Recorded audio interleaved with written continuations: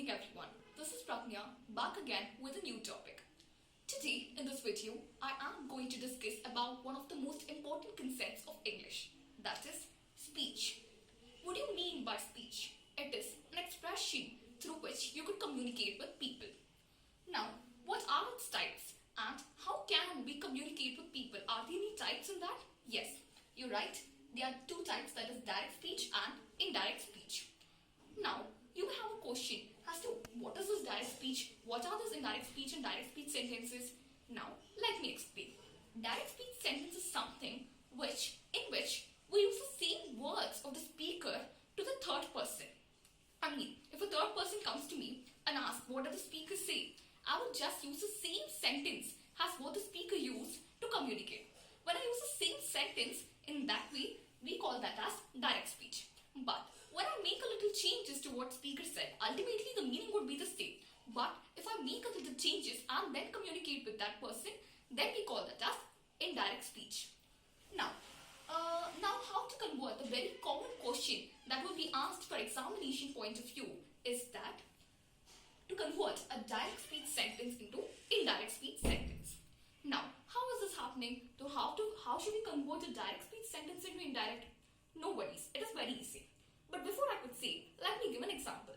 Say for example, you're given a mathematical quotient and then it is something which deals with using of a formula. And if you're very much familiar with the formula, it is very easy for you to solve that quotient. Just by applying that formula and solving it, you can get the answer. In a similar way, if you're familiar with all the rules that you should know to convert a direct speech sentence into indirect, it is very easy for you to convert and you definitely get marks for that. How? And then what are the rules? Very easy. The rules are very easy, but in today's and tomorrow's video, I'm going to discuss about those rules. Now you understood what is direct speech and indirect speech. There are some other terms that you should be familiar with when you convert a direct speech sentence into indirect. Let me do that by giving an example. The example I choose is Ram said, comma, quotation marks, I completed my homework, quotation marks closed and full stop. Why am I using this quotation and comma is because this kind of a sentence is direct speech sentence, which contains a lot of punctuation marks. Now, I said that I'm going to discuss about a few terms. The first term that I'm going to discuss is the reported part.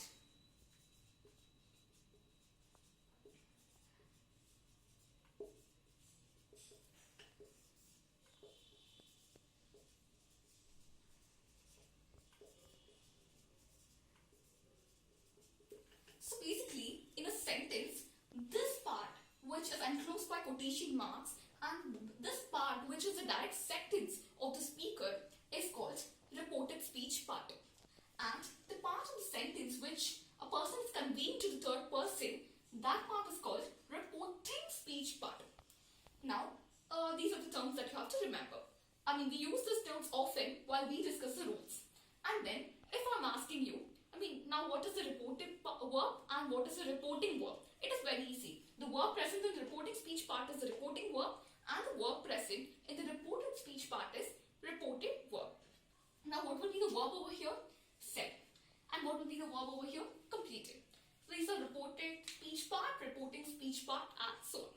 Now the first rule that you have to remember is a direct speech sentence has many punctuation marks. It might be comma, quotation marks, sometimes full stop, sometimes exclamatory, sometimes question marks. But the thing that you have to remember is that for an indirect speech sentence, the only punctuation that you'll be left with is a full stop. That is the thing that you have to remember. So when I say that you're only left with full stop, whatever the other other punctuations present, you have to remove all the punctuations present other than full stop. When I ask you to remove, it's not simply that you remove with your hand like this and just say that it's an indirect speech sentence. No. You should replace those punctuation marks with some phrases, some conjunctions, such that the sentence would become meaningful. Now, this is the first change that we have to make. Punctuation change. That is, all the punctuations need to be removed other than full stop. The next thing is conjunctions. How will you replace these punctuation marks will be set now. If I have to speak something about conjunctions, you know what are conjunctions like that and many. But then, that too and many conjunctions are there. But what conjunction would you add over here? You have no idea. So let me give a hint for this. You should firstly be able to identify what kind of a sentence is the reported speech part. Now this part of the sentence is called the reported speech part, and to know what conjunction that you should add, you should know what kind of a sentence it is.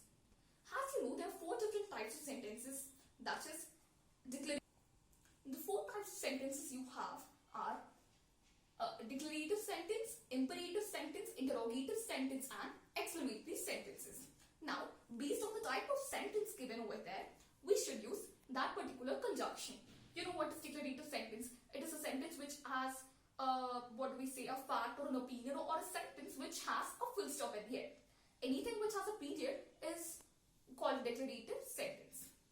Now, the second one is imperative sentence, which basically contains not opinion, but daily routine, or maybe a command or an order, anything, or a request, anything like that is called an imperative sentence.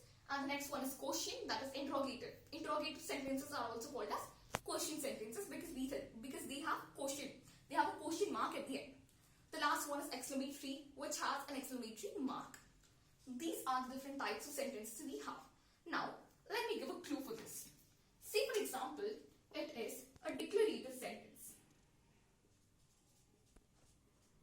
If it is a declarative sentence, the the conjunction that you have to use is that to replace comma. And the next one is imperative sentence. And if it's an imperative sentence, the thing that you have to use is to. The next one is that if it is a question sentence, there is a little change that has to be there. Let me discuss that in the next video. And the last one is exclamatory sentence. And if you have an exclamatory sentence, the conjunction that you have to use is that again. For imperative it is to, and for exclamatory it is that. So these are the points that I wanted to discuss today, and the rules will be discussed in the next video. Please do watch my video and subscribe.